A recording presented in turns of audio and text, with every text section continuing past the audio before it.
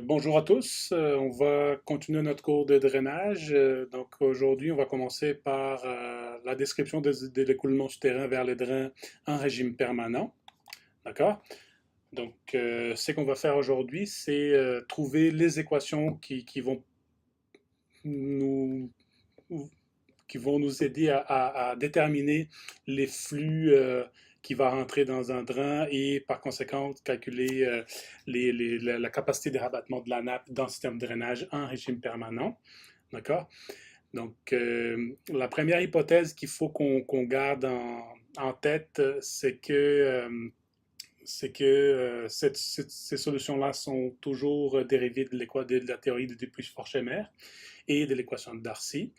Après ça, il y a aussi d'autres hypothèses qu'il faut qu'on respecte pour pouvoir trouver la solution.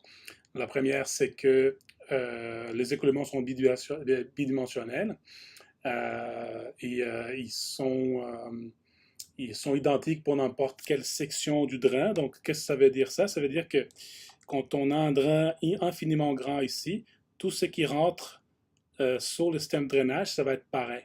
OK? Une autre chose qu'il faut qu'on garde en tête, c'est que la distribution de charge est aussi uniforme et les sols, il doit être homogène et isotrope. En fait, ça, c'est une des plus importantes conditions parce que sinon, l'équation de Darcy, elle n'est pas valide dans ce cas-là. Okay?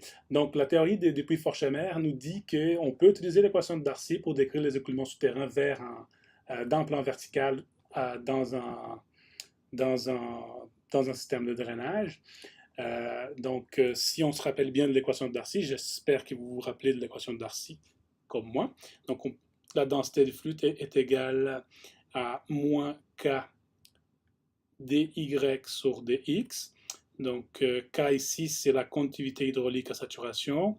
Cette partie-ci, c'est les gradients des potentiels hydrauliques. Et ça, c'est la densité de flux, ou aussi appelée, qui j'aime pas trop appeler ça, la vitesse de Darcy. Une chose pour nous aider, on va faire abstraction du signe négatif ici, maintenant, pour être plus facile de dériver l'équation d'Hougaut. D'accord? Donc, ça, c'est un schéma conceptuel. Ça, c'est un schéma conceptuel qui a été fait par Eczema en 1994 pour pouvoir décrire l'équation d'Hougaut. Okay? Donc ici, nous avons l'eau qui rentre par la surface comme étant R, c'est le taux de recharge de la nappe. Ça peut être une irrigation, ça peut être de la pluie, n'importe quoi. On a les deux drains ici qui sont représentés par des fossés ovaires parce qu'on ne sait pas encore, mais l'entrée du drain va causer une réduction de flux causée par une augmentation de la résistance à l'entrée du drain et ça va changer. Donc on a un drain, les drains réels qu'on utilise dans le champ sont des drains circulaires, en fait, en plastique, en souterrain. Et ça, on a besoin de décrire toutes les résistances à l'entrée pour pouvoir le décrire. Mais dans l'équation d'Hougaut, on ne rentre pas ça encore. Donc, on va faire abstraction de ça aussi. Une autre chose qui est très importante aussi à noter, c'est que tous les flux qui vont rentrer vers mon système de drainage ici sont parallèles. Tu sais, en fait, donc l'eau qui rentre ici passe ici, rentre parallèlement au drain. OK? Toujours décompté, en fait perpendiculaire ici à la ligne d'entrée. OK? Et une autre chose qui est très importante, c'est que on a deux côtés ici, c'est ça, c'est une fonction parabolique. Donc, au milieu ici, quand L égale à L sur 2, on a un partage des eaux. Okay? Donc, on n'a pas de flux qui dépasse ici, qui va traverser cette ligne-là. Donc, c'est exactement une ligne de partage des eaux. Et ça, c'est une condition des flux nuls qu'on a à l'intérieur. Donc, la bonne nouvelle, c'est qu'on peut décrire seulement un côté du schéma ici pour pouvoir trouver l'équation parce qu'après, on va multiplier par 2 pour calculer le vrai flux. Et aussi, on peut avoir des champs qui vont avoir plusieurs longueurs de drain, plusieurs espacements de drain, et ça va faciliter. Donc, on va calculer toujours la moitié d'un espacement de drain. On va effacer ça aussi. Ce qu'on va faire, on va essayer de dériver l'équation de Hougat. OK? Donc, donc ça, c'est une manière de décrire le flux. Donc ça, c'est l'équation de Darcy. Une autre manière, c'est on peut décrire le flux qui va rentrer dans mon système de drainage comme étant la recharge qui arrive, parce que c'est l'équation de continuité, fois 1 demi espacement de drain moins x. Donc plus je m'approche, on va intégrer, on va sommer toutes les petites portions de flux qui vont rentrer. Et là, à partir de ça, on peut calculer le flux total ici. D'accord? Et par le principe de la continuité, ces deux flux-là, ils sont pareils. OK? Donc, je vais juste effacer ça ici pour être plus facile. Oh, je n'aurais pas du tout effacé. Mais on va la réécrire à nouveau. OK?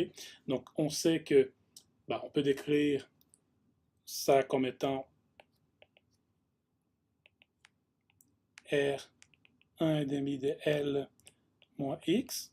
Et ces flux-là, ils peuvent être donnés aussi par l'équation de Darcy, qui est égale à KY dy sur dx. OK?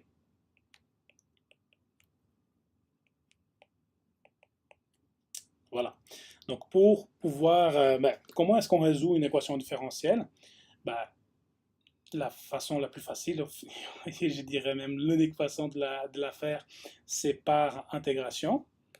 Donc, on va prendre cette équation ici, je vais la mettre à côté un peu ici pour pas trop gêner. Donc, avant d'intégrer, il faudrait qu'on essaye d'isoler les cas. Donc, ici, de ce côté-ci, on va avoir 2y et un x. Et quand on va intégrer, ça, c'est pas très cool. Donc, on va juste réaménager un petit peu cette équation. Donc, on va avoir ky ici fois dy qui est égal à r qui multiplie 1 demi de L moins X dx. OK? Et donc, ce qu'on va faire maintenant, c'est intégrer les deux côtés de cette équation-ci. Par contre, pour pouvoir intégrer, il faut qu'on trouve des extrémités, il faut qu'on trouve les limites d'intégration. OK? Et comment est-ce qu'on fait ça? On va poser des hypothèses. D'accord? Donc, on va dire qu'un premier, je vais ouvrir juste un truc ici. Quand x est égal à 0, mon y est égal à d. Donc là, ça veut dire que je commence ici, x égale à 0. D'accord? Ou ici, n'importe quel. Donc, quand mon x est égal à 0, on va avoir la hauteur de la nappe qui est égale à d, ici. Et quand mon x est égal à L sur 2, ça veut dire la moitié, on va avoir mon y qui est égal à la charge totale. D'accord? OK. Donc, on a nos constantes d'intégration ici, nos limites d'intégration. OK? Donc, si on met les limites ici dans la fonction qu'on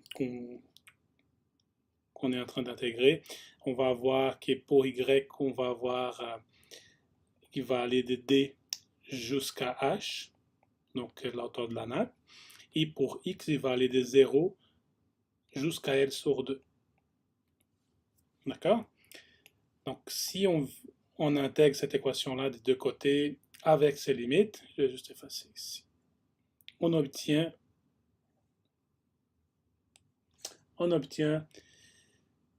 L au carré qui est égal à 4 fois K H au carré moins D au carré divisé par R. Ici, on veut isoler R parce qu'on veut savoir en fait le débit. On veut savoir le débit qui va rentrer dans le système de drainage parce que c'est exactement ça qu'on a besoin. On a une quantité d'eau à faire évacuer du champ. Okay? Et on sait très bien que R ici est égal à Q, qui est égal au débit du drain. D'accord? Donc, si on isole cette équation, on va avoir le débit du drain est égal à 4K, pardon, 4K H au carré moins D au carré divisé par L au carré. D'accord?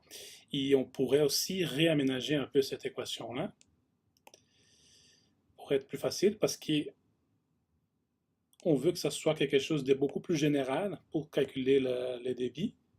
Parce qu'ici, on peut avoir des variations de D, on peut avoir des variations des H. OK? Donc, à la place de mesurer seulement ici à mi-drain ou à la surface, on pourrait la mesurer à n'importe quelle distance entre la moitié de l'espacement et la position du drain. OK? Donc,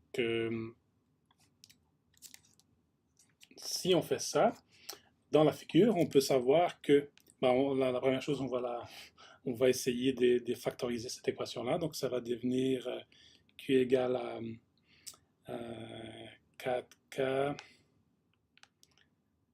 H plus D qui multiplie H moins D divisé par L au carré. Okay? Donc, on va prendre ça. Comme ça, on peut savoir que H moins D est égal à petit h et que H plus D est égal à 2D plus H. Tout ça, ça vient de cette partie du schéma ici. Là, je vais juste effacer parce que j'ai comme... Voilà. Donc, on peut dériver tout ça. Et donc là, si on prend ces deux conditions-là et on le met à notre équation ici, on peut savoir que le débit du drain est égal à 8 KD H plus 4K H au carré divisé par L au carré. Et ça, c'est l'équation, dans la note des cours, c'est l'équation 3.4, qui est l'équation de Hougaard. En fait. C'est Hougaard qui a défini cette équation en 1936. Donc, on peut calculer les débits du drain ici, qui dépendent de la conductivité hydraulique, de la hauteur d'eau dans le drain, de la hauteur d'eau sur la surface du drain, donc les gradients hydrauliques, ça c'est les gradients hydrauliques, et divisé par l'espacement entre les drains. Okay? Donc si on a un plus gros espacement, si on a une plus grosse conductivité hydraulique, on va avoir plus des débits qui vont rentrer. Si on a un plus gros espacement, on va avoir moins de débits qui vont rentrer. Donc, je vais juste réécrire ici l'équation de Hougaard, juste pour qu'elle soit plus claire. Vous avez l'équation déjà sur les notes des cours, mais je voulais juste compléter un petit truc. Donc, si je me rappelle de ça par cœur. Voilà. Donc, on peut faire deux simplifications pour faciliter l'application de l'équation. Donc, si le niveau de l'eau dans le drain est très bas, ça veut dire quand D est plus ou moins très proche de zéro, cette équation elle va devenir, on va perdre en termes.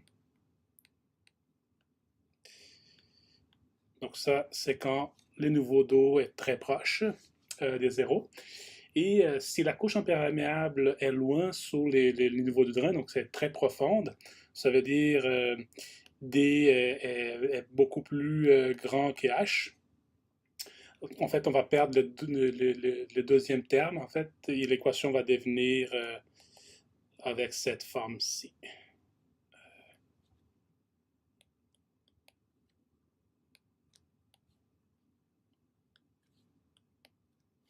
Voilà, donc là, ça c'est les deux simplifications que je voulais vous montrer. Ça c'est pour faciliter l'application. Si on n'a pas besoin des autres termes pour calculer toute l'équation, calculer les débits au drain.